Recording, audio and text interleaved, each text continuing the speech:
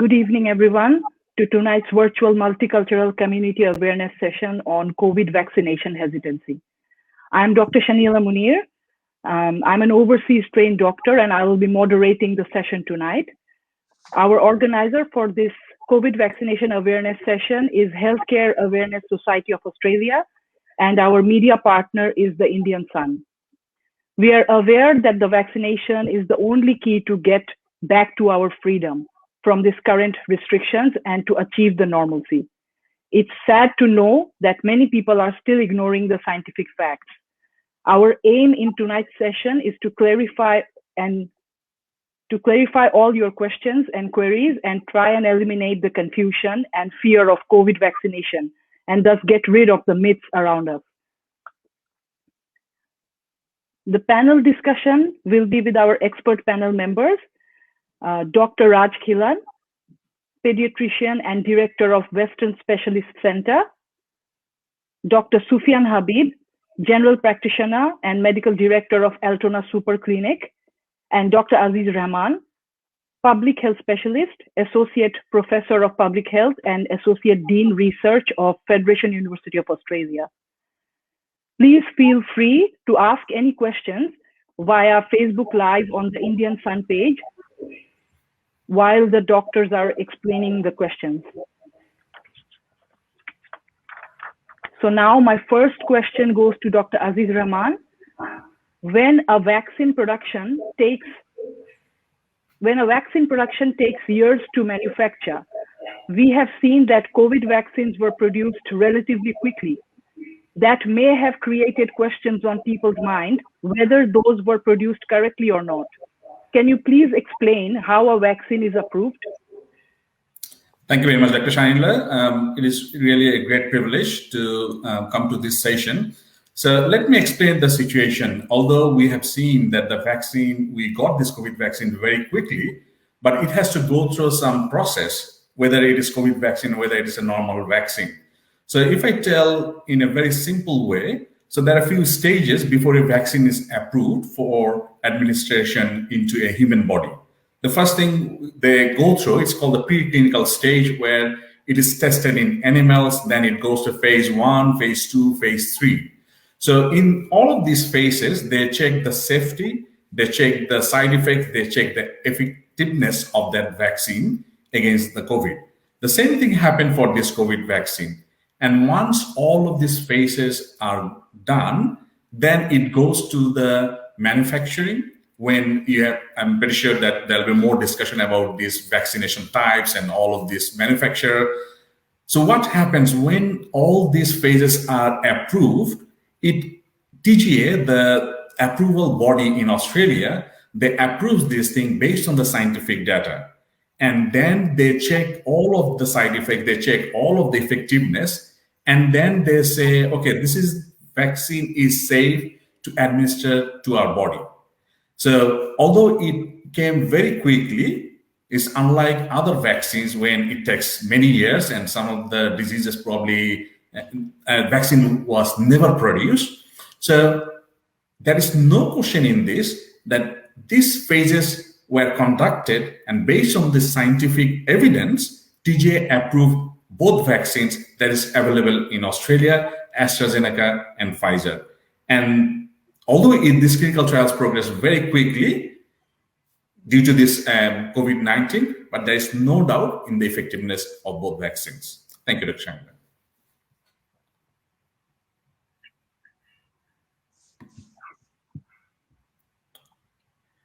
You are on mute, Shahnila. Sorry. My question is to Dr. Sufian Habib now. People may be confused about the eligibility of taking COVID vaccines. Can you please tell us which age group can take which vaccine? Thank you, Doctor. Thank you, Shahnila. It's a privilege to come to this session today. Now, there is a confusion. I don't think it's so many people is confused. Some people are confused about the eligibility of the vaccination. So when the vaccinations start, beginning of this year, there is a vaccine rollout and there is a different eligibility for vaccination. But from now on today, the eligibility criteria is very simple. The simple is that, like AstraZeneca vaccine is very safe for the elderly population. So the people who are 60 and above, they are eligible for AstraZeneca vaccine. The age group between 16 to 59, they are eligible for the Pfizer vaccine, the no question asked. So they can make an appointment with the GP center or vaccine hub for the Pfizer vaccines from now on. There is another age group between 12 to 15, the kiddies, the children's group. So they are currently also eligible for the Pfizer vaccines, but there is some criteria for them at this stage. The criteria are they have got certain medical condition, the Aboriginal Torres Strait Islander, and some of them are those who are staying in the remote area. But I'm glad to tell you all guys that this group, like 12 to 15th, from 15th of September, they are eligible for the Pfizer vaccine without no question asked. And from today's news, I heard that there is the age group between 12 to 17. They also are eligible for Moderna vaccine that is approved by the TGA today. So I think that the eligibility criteria is pretty simple. Those who are 12 years and above, you can get the vaccines, either Pfizer vaccine 12 to 59, and the 16 and above is eligible for the AstraZeneca vaccines. Thank you. Thank you, Doctor. Now the next question is to Dr. Raj. We can see that the majority of COVID-19 patients are nowadays children. Why is this? What needs to be done to protect our children, specifically those under 12 years of age? Okay. I think this is first thing I must say, it's a very, very nice question you're asked, that suddenly the shift and attention has gone from adult populations from elderly populations to children. And always the question comes in everybody's mind, why suddenly we are talking about children? Why in the first wave, when the alpha virus was there, we never were worried about children. We was always feeling that lucky that this virus does not affect our children that much. I think a few things has happened during this time. One is, of course, is the Delta strain. The Delta mutation has caused this virus to be more infectious and more contagious as compared to the alpha virus. And it is spreading to not only to the adult, and second thing, to children also. And that we have seen this trend changing, not only in Australia, in overseas. Like if we look back, when the pandemic, the second wave affected India, there's so many children affected, so many children ended up in a hospital, and also even they were in a very serious conditions, needing ventilation support.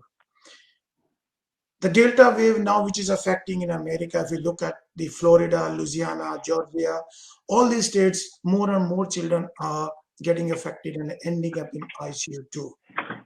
So one thing is, the more important thing to understand, the children are getting infected now more because of the Delta virus. Second thing we need to understand, the shift is more happening in terms of our attention also.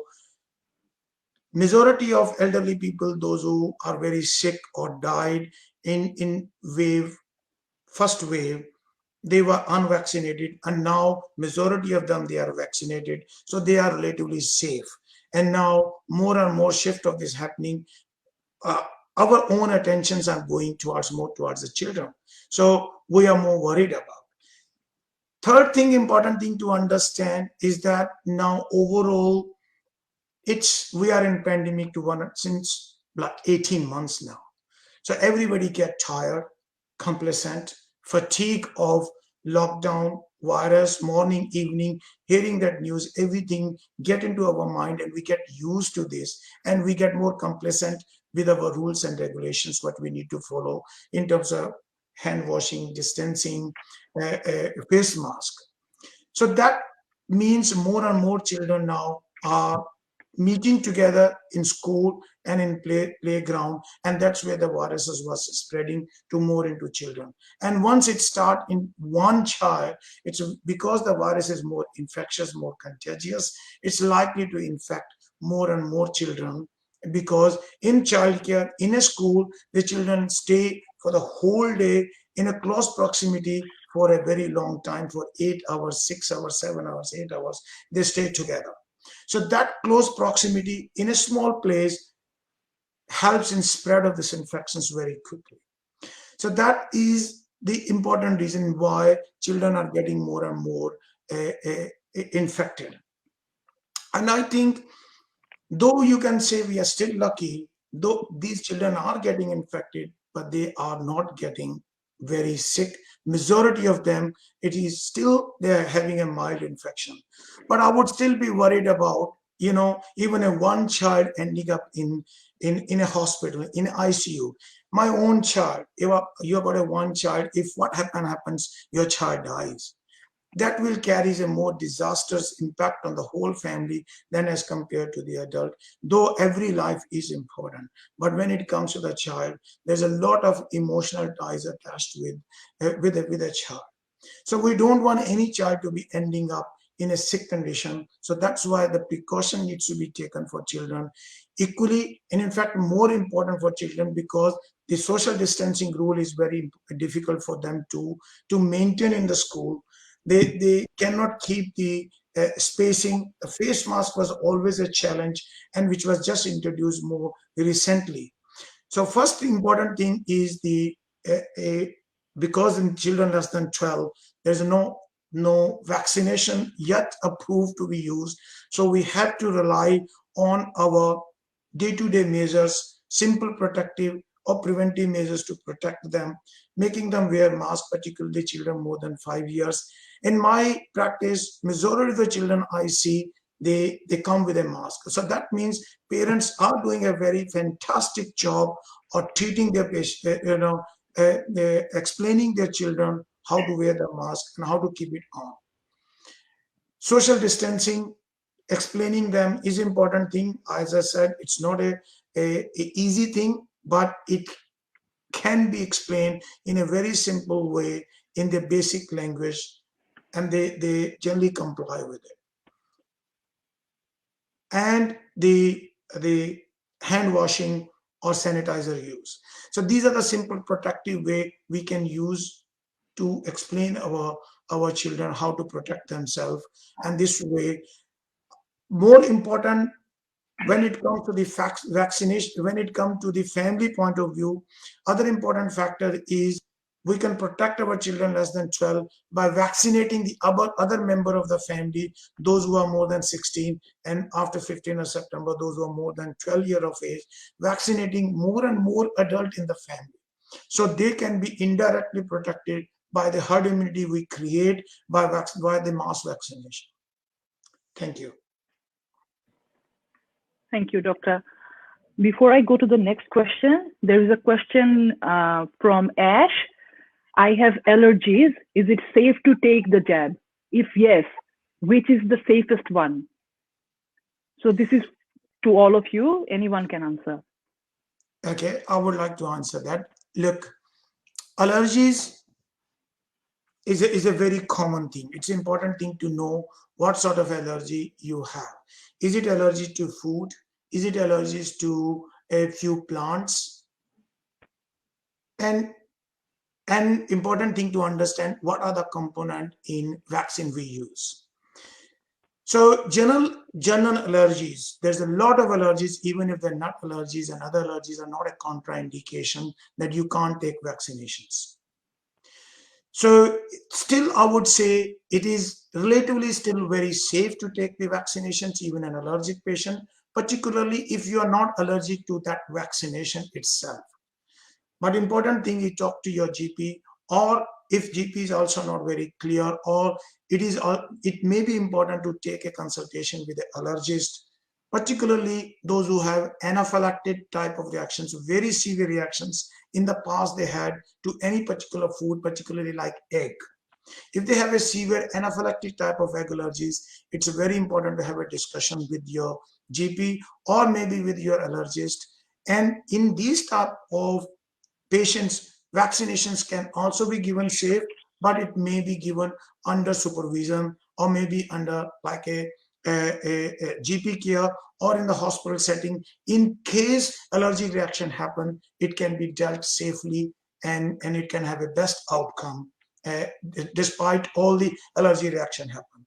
And I still would like to give the message to this community. You may have allergy. It is not a contraindication that you cannot have vaccination. It is, as long as you open to have a vaccination, it is good to have a discussion with your GP and allergist and move forward and get the vaccination as early as possible.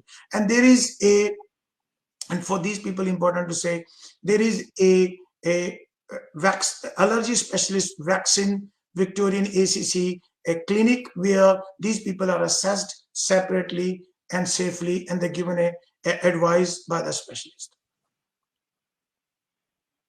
Thank you. Thank you, Doctor.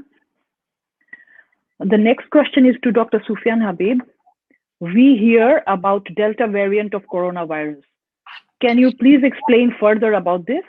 Does COVID vaccine actually protect us from Delta or other variants?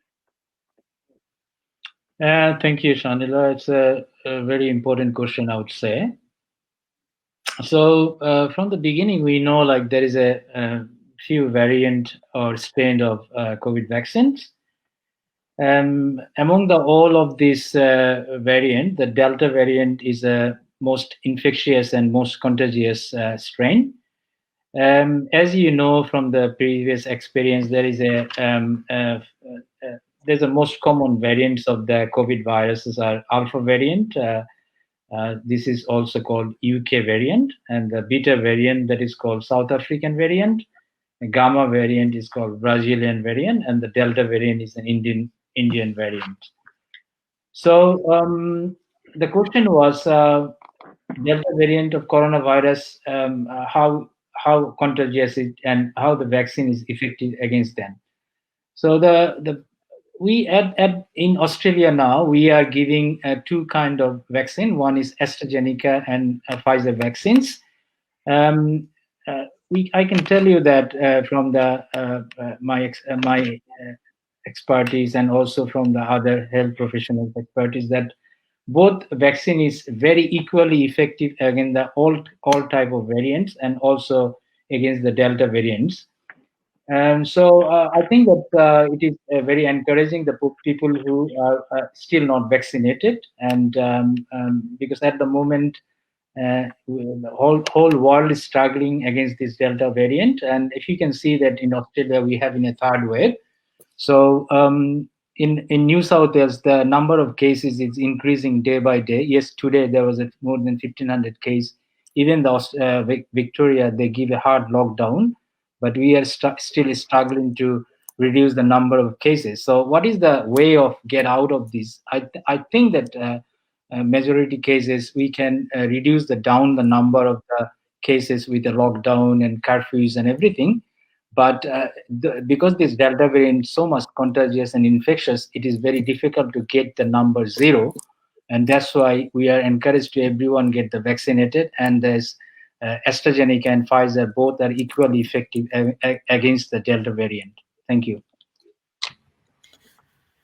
Thank you, Doctor. Now, I've got another question from Aravind.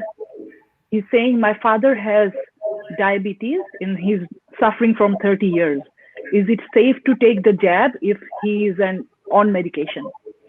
Dr. Sufian Habib, you can answer this one, please. Yeah, I can answer this question. Thank you, Aravind, for asking this question. Look, as a general practitioner, the managing of the diabetes is our bread and butter. You know, diabetes, COPD, chronic disease. People, we have osteoarthritis, osteoporosis, heart failure. I'm just telling you that diabetes, if there is a people has got a chronic medical condition, they are vulnerable. They are more risky, Like if those people get the COVID virus, they will be very risky, They will be more sicker than the normal healthy people. So I would always encourage my patient, look, if you got a diabetes, if you got a heart failure, you people are getting the vaccine more earlier than the healthy people.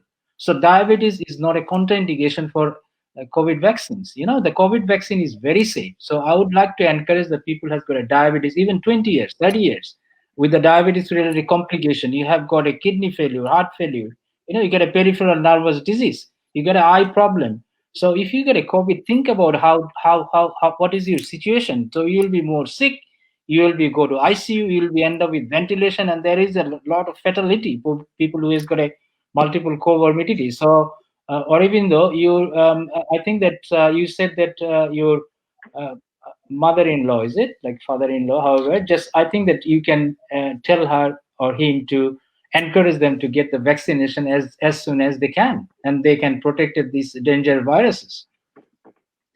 Can I just add here, Dr. Sufian? I mean, from the child perspective also, like it's a very, very, important question Aravind has asked for any older, a father being diabetic for 30 years. Yeah. And you very rightly said, but I would also like to comment in children perspective, children, those who are diabetic, they are more at risk of catching virus because of their low immunity, because diabetes reduces their immunity.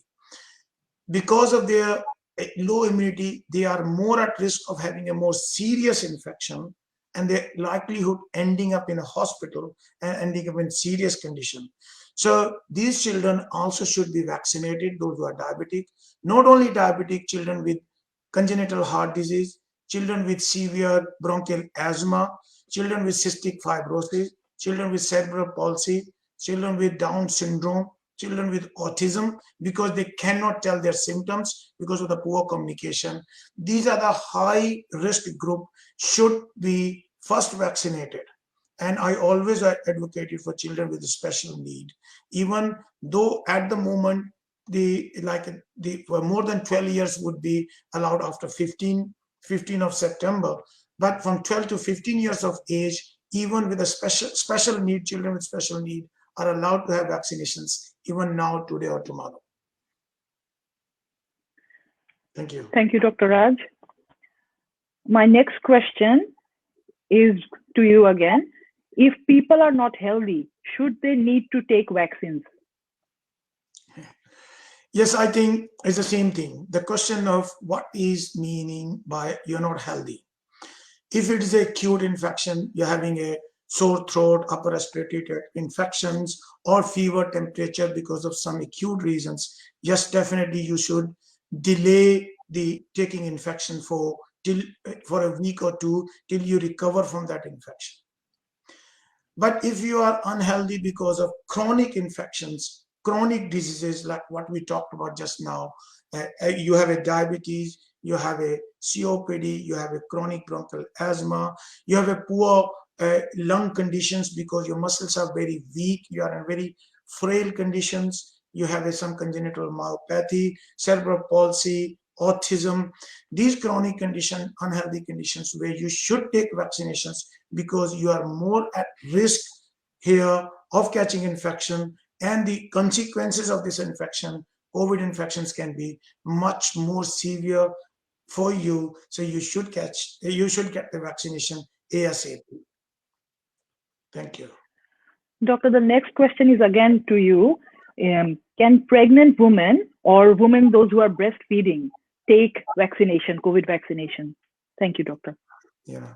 Thank you, Shahnila, for asking this question. This is a very, very important question. And in fact, I do see in my private practice, every day patients coming in my clinic with children and those who are having babies.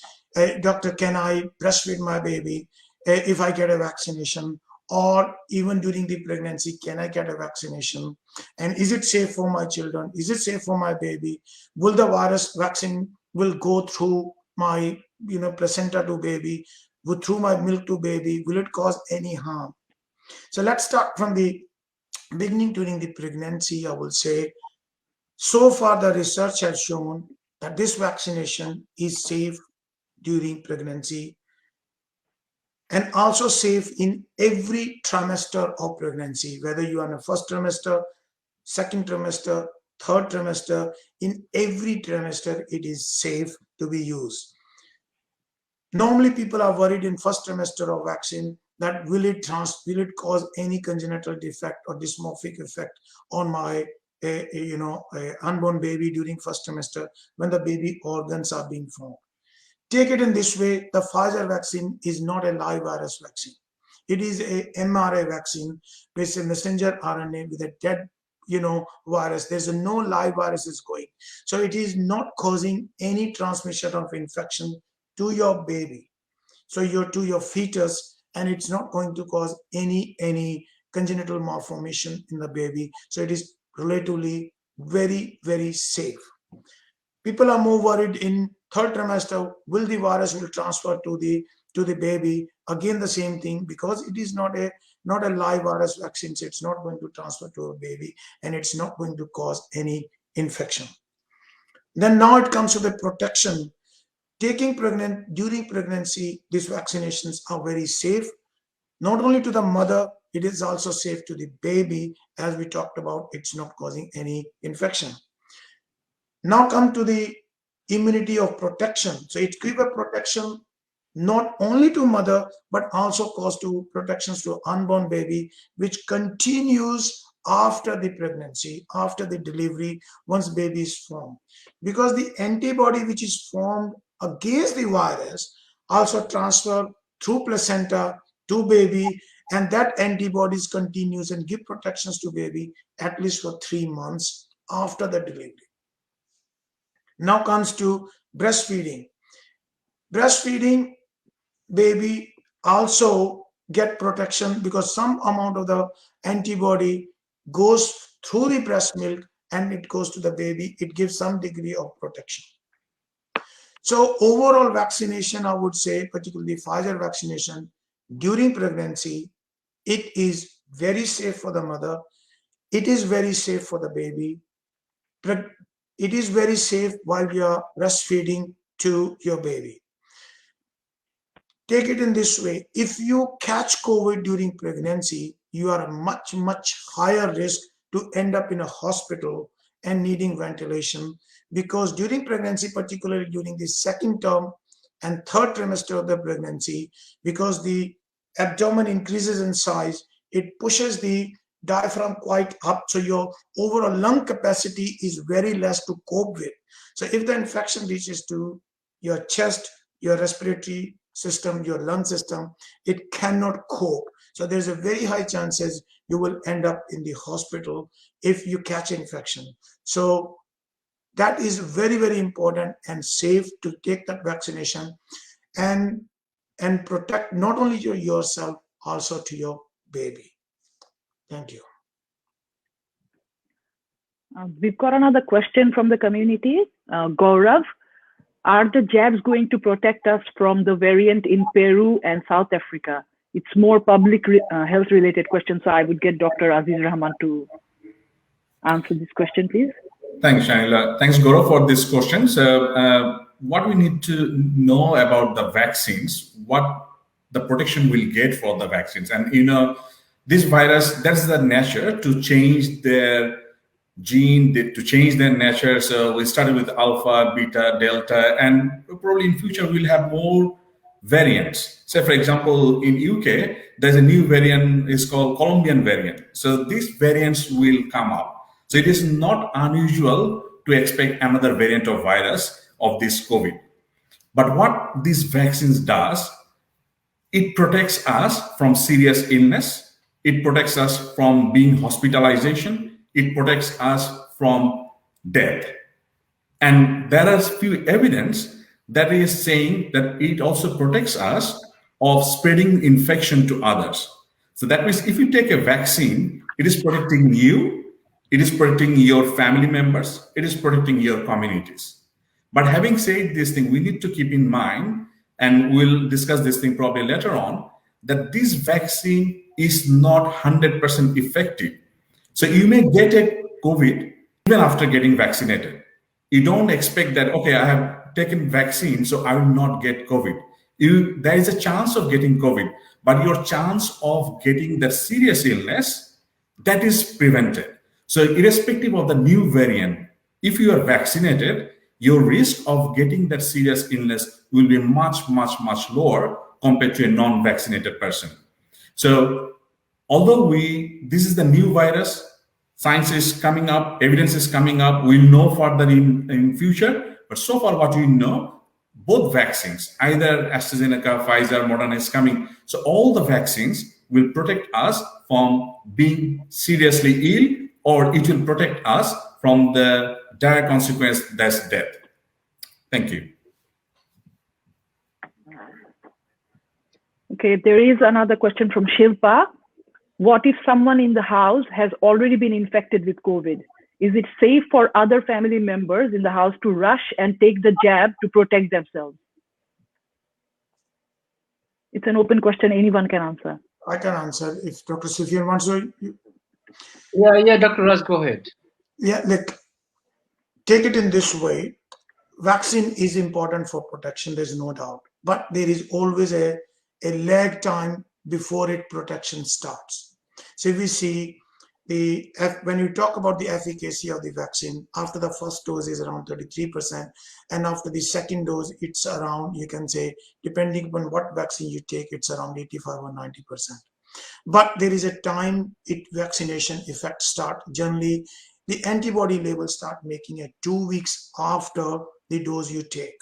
So the full protection we generally say is a 90% efficacy is 2 weeks after the second dose you have taken. So the immediate protection, if you have anybody in the family got infected, is not the vaccination is going to give you. Immediate the protection would be to take the general measures what we talked about, how to prevent the spread of infection from one to each other, taking the social distancing, isolating the other person who has already got COVID. And that measure would be more useful and effective in a short way than rushing for the vaccinations. That is not the solution at this stage once someone is already infected in the family. Thank you.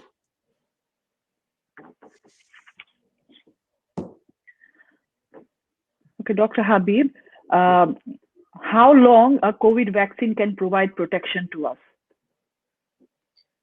Okay, this is actually a bit of tricky question, but I would like to try the answer of this question. So the question was that how long the COVID vaccine can protect us. Yes. Is it the question? Yes, that's correct. Okay. Look, at this stage, what the Ras tell before that the vaccination actually give you the protection.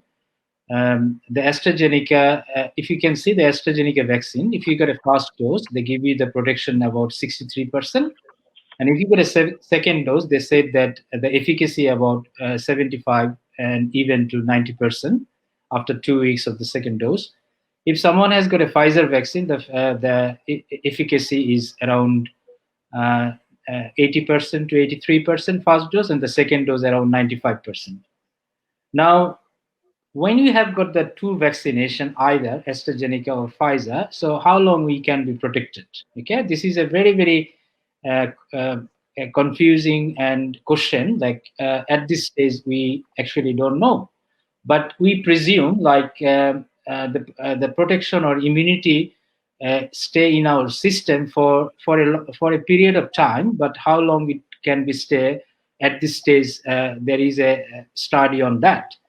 But what we understand from the different source and the health department, they said that sometimes we can say that it could be 6 months, it could be 1 year. We don't know yet because there is a lot of research going on. And there is a question on that question related to that, whether we need a booster vaccine, So at this stage, some of the country started the booster vaccines after 6 months of this second dose.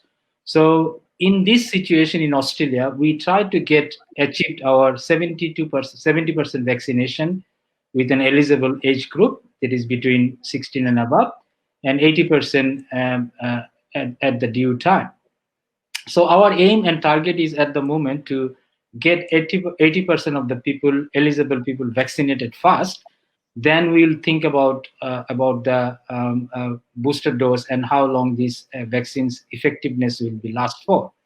But if you can ask me to answer this question, I would say that possibly we can, at this too early to give the answer how long the efficacy or vaccine effectivity lasts for. But I would say that like our aim to get the target first, 80% vaccination, and then we'll think about the booster dose. But my gut feeling is that possibly everybody need a booster dose around 6 months later or 1 year later, but I cannot comment exactly how long it will take. Thank you. Doctor, there's another question, which is, if someone has already contracted COVID, do they need to take vaccine? Okay, this is also a good question, I would tell you, Shahnila, because in my practice, I saw that I have got a few patients, they already had the COVID virus infected, and I personally treat them. Treat them means I follow up them, and then the question was come back to me like, doctor, when I'm getting my vaccine.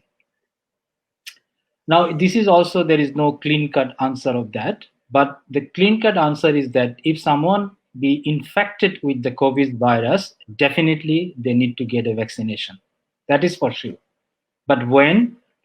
So the most importantly, like when the person has got a COVID virus, they normally, when they get better from that virus, safe from the virus, then they may have some kind of immunity develop, so this immunity, how protective they are, but how this immunity, how long they last for, we don't know.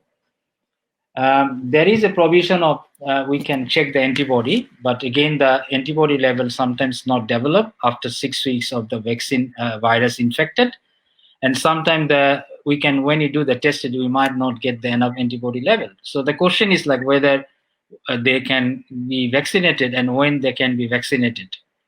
So there is no clear guidelines about that, but the clear guidelines is there because your antibody will not be stay there for a long period of time, and your immunity can be gradually reduced even if you get an immunity against after you get the vaccine, after you get the COVID infection.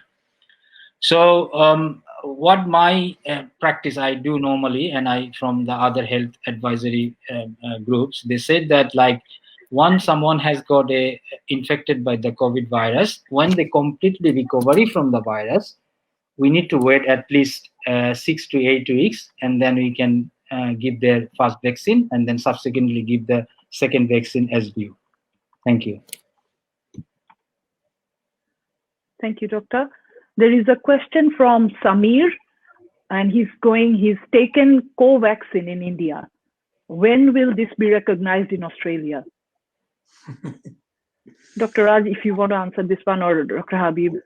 Yeah, see, Covaxin is the type of vaccine, if I remember correctly, it was developed by Bharat, a pharmaceutical, in collaboration with ICMR, India Council on Medical Research, which is based on a very conventional, traditional technique where the polio vaccine was made.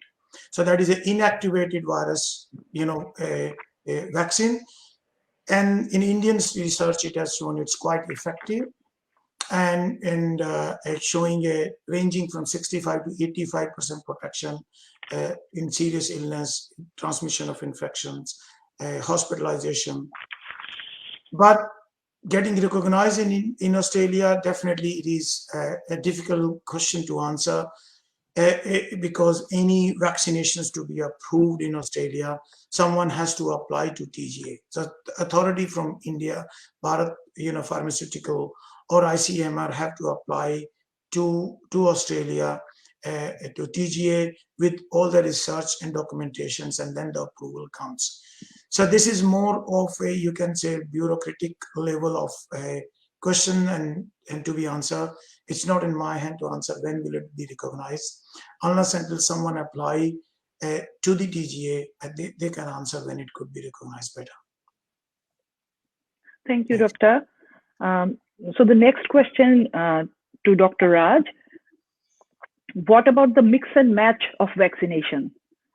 can we get this in Australia? Yeah, I think this is a very interesting question, and I think many of us must have heard or seen in the news where the people are talking about mix and match causing a bit of a better degree of protection and efficacy in some part of the world. You have Astra-Zeneca first, then you can have Pfizer. You have a Pfizer, you can have a second dose of Moderna, or you can have a booster of Moderna. And people are still trying this experiment, I would say. And still, there's no very effective or randomized controlled trial. Studies have shown that this is very effective, and mix and match may be more protective at this stage. And that's why in Australia, still we are not allowing any mix and match. But I won't be surprised if once some more studies are available, this would be allowed back in Australia in a few months' time. Thank you. Thank you. Dr. Aziz, why people don't want to take vaccine? Thanks, Shahnila. So that's really an interesting thing, and I'm pretty sure that you have seen that many of us in the community, they don't want to take vaccine. So now scientists have tried to understand the human behavior, why people think, oh, they don't want to take vaccine. And fortunately, scientists have been researching this topic area, this vaccine hesitancy, not only during this COVID vaccine, but they have been analyzing human behavior for other vaccines as well. So before this COVID vaccine started in December 2019, scientists have looked at different models, different factors of psychological factors. And the most comprehensive model that they say to explain this human behavior, they explain this thing in 5C model. So what are the 5 C's? The first thing is confidence. So whether people have this trust on the vaccine efficacy and safety that they are getting in Australia, if I say from the Australian point of view. The second thing is complacency. Whether or not the person considers that this COVID virus is serious risk to their health. And the third thing that they look for is calculation. So they look at different resources, they look at, and during this time, the social media, Dr. Google, so they look at all of this information, they look at this, and then they think, okay, what is the benefit, whether that will impact in their job, whether, what is the risk benefit ratio, they do their own calculation. Whatever the science says, they don't care, they do their own calculation. So this is number 3.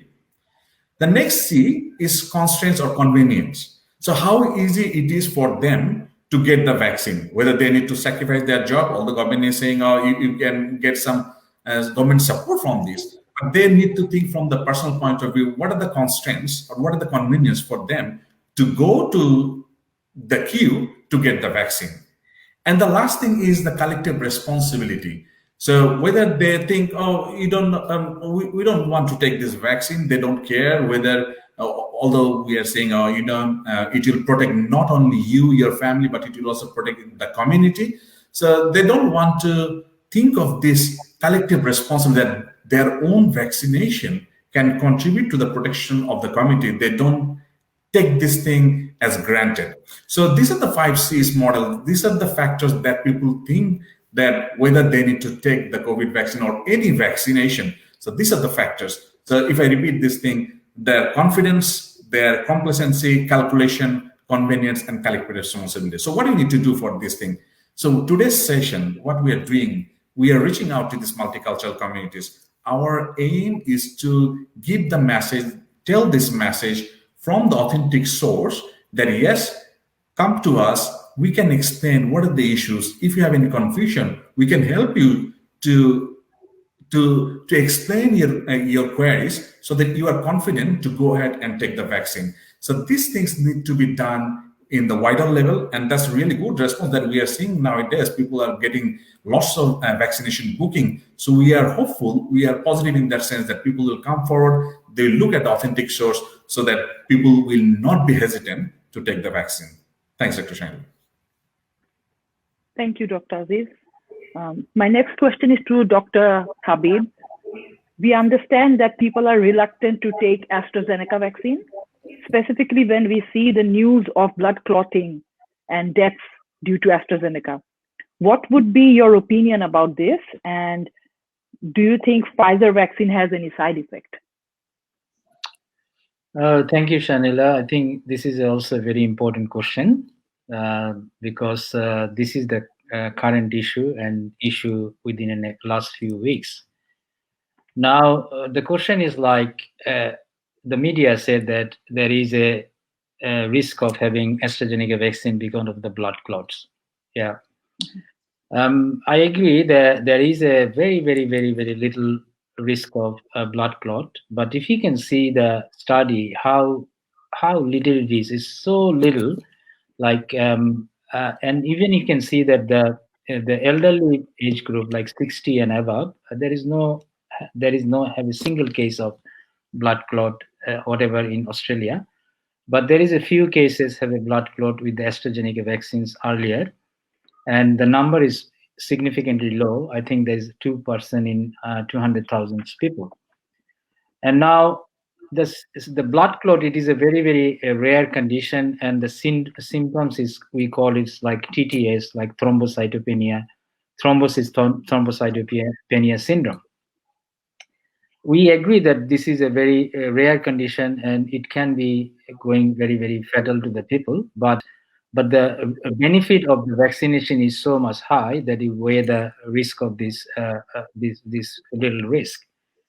So I can tell you from my experience, I start the vaccination in my clinic from early April, and since then we have vaccinated like around 200 people in a week. So we had a more than 3,000 vaccination done in my clinic, and since today we just started initially from 50 years of age and onwards, and then it tends to get 60 and above. And my age group from 50 years to 97 years of old. And we didn't have any single patient has got a serious side effect of these AstraZeneca vaccines. So, but again, like I can actually tell the people like who are listening to us, if you have got any confusion about the vaccine, like if you're worried, like why should I go for the vaccine? What are the side effects? I'm happy to take any appointment, either face-to-face or the telephone, and discuss about it. I think that if you can discuss with the doctor one-to-one, and we can find out what is your risk and what is your benefit, and then you can actually get the proper information and you can go ahead with the vaccination. Now, the part of this question was, is there any side effect of the Pfizer vaccine? Pfizer vaccine, yes. Pfizer vaccine. So yeah, I think that both AstraZeneca and Pfizer has got a few common side effects, which anyone can experience after getting the vaccines. And we also see phone call from the patients like, doctor, I have got these things. The common side effect you can experience either both Pfizer and AstraZeneca. You can have a simple pain in the arm at the vaccine site. You can have a mild headache, you can have a bit of body ache, tired, feel chills, and maybe sometimes fever. But this, you don't need to worry about this side effect because they are the common side effect for some other vaccine and also same like coronavirus vaccine. And usually we can see that this side effect is last for between 24 to 48 hours, like a couple of days, and they usually get better by its 8. But if it is some things like you feel about like headache, body ache, tired, you can have simple paracetamol for that. Now, is there any rare side effect of Pfizer vaccine? Yes, there is some rare side effect of Pfizer vaccine. We can see there is the side effect is, we call it like inflammation of the heart muscle and the heart covering. The condition is called myocarditis and pericarditis. But again, I would say that this side effect is so rare, and the fatality is also very, very rare though. And the symptoms of this side effect, we always tell the patient before the vaccines, if you have a severe chest pain, shortness of breath, and palpitation, you need to see your doctor as soon as possible, and we can take the measure and we can actually treat the patient accordingly. So I think that my message is that, like, look, there is some common side effect, there is some rare side effect, but again, the benefit of the vaccine is way all the side effects. So I still recommend that the people get vaccinated. If you got any question, any worry, talk to your doctor and talk to your specialist about that. Thank you. Thank you, doctor. Can people still have COVID if they are vaccinated? This is a question for Dr. Raj. Yep. Look, if you want a simple answer question in yes or no, you can say yes. But important thing to understand how vaccine works and what is the role of vaccination. So because it is a inactivated virus vaccine, so it does not prevent you that much to catch infection, but it prevents you to get sicker from this infection. It prevents you to end up in a hospital. It prevents you to end up on ICU. It prevents you to end up needing ventilation. It can prevent dying. So that is more important than catching infections. As we talk about, we should not count, once the vaccination reaches to 80%, it's not important to count the infection rate.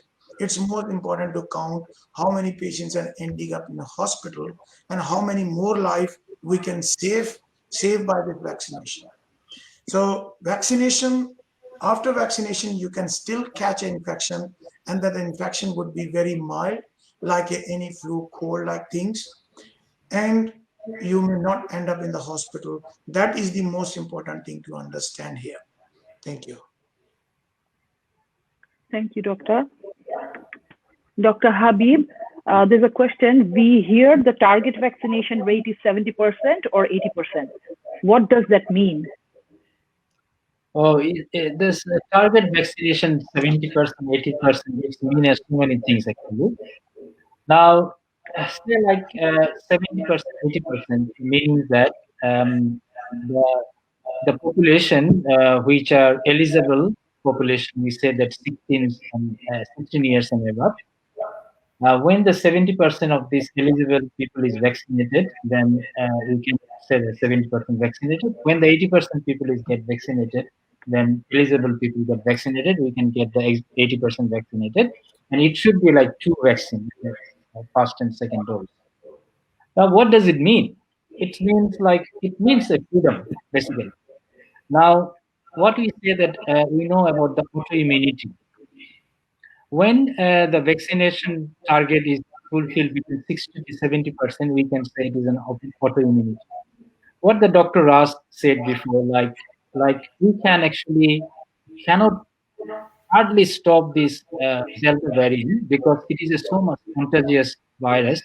Because once they get infected, then other people will easily get infected and other whole family get infected. So number is getting increasing and increasing. So so we can do lockdown, we can do curfew, we can reduce the number, but we cannot eliminate it fully what we have done in the past. So our main target will be vaccinated, vaccinated, vaccinated. So if you know, like the federal government has got an exit plan from this lockdown. They said that once we get the 70% vaccinated, the eligible people, there could be some freedom, like say like that we can go visit interstate, we can do other relax from the lockdown. So once you get 80% target vaccinated, like both first and second vaccination, and the federal government, the exit plan is more good. So they said that possibly we can go to overseas. We can do what we are not doing now. We can go to the clubs. We can go meet with the people. We can go more socialization. So I think that the 70 and 80% means that like once we get the vaccination, we can get out from the lockdown and we can give a more freedom and we can actually manage this virus more effectively. Thank you.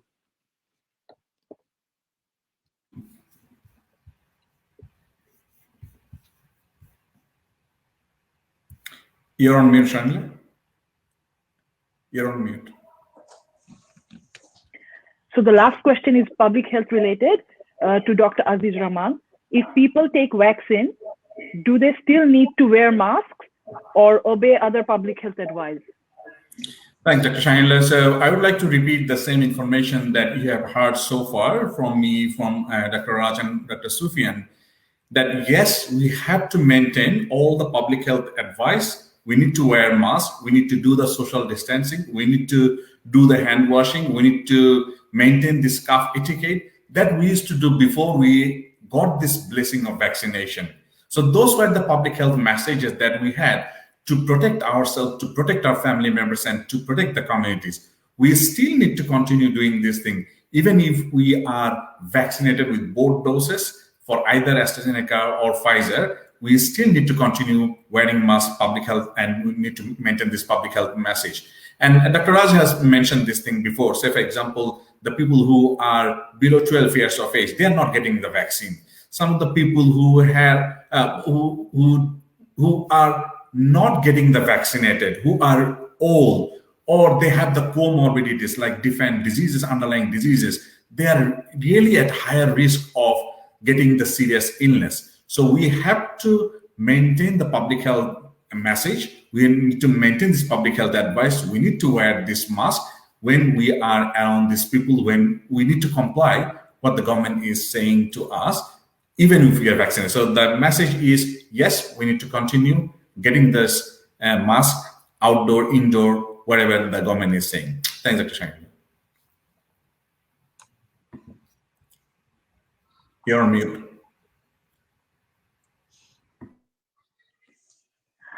Okay, we have come to the conclusion of tonight's session. Thank you all for participating, and special thanks to our panel members to take their time out from busy schedule to assist our community in understanding the importance of COVID in today's pandemic life. If you have not booked your COVID vaccination yet, hopefully after tonight's session, you can go ahead and book your COVID vaccination without any hesitancy. And we all encourage you to please book the vaccination ASAP and help each other to get our freedom back. Just remember, together we can. And doctors, if you have anything to say, maybe in one line, to conclude the session, please. All right, I will start. Vaccinate, vaccinate, vaccinate yourself. Vaccination is the only way to avoid future lockdowns. Thank you. I would like to tell everyone, my message is vaccinated, and get your appointment as soon as you can, and get out these lockdown and get some freedom. I will conclude by saying this thing. Don't be confused with unauthentic source. If you have any confusion regarding the vaccination, go to the appropriate source, talk with your GP. You can do this thing from your home, do the teleconsultation, get the proper message, get your vaccinated asset so that we can get back our freedom. Thank you. Thank you all. I hope you enjoyed today's session and got some information that you were asking for. We will keep bringing these type of sessions with different topics on COVID in future. Thank you, everyone.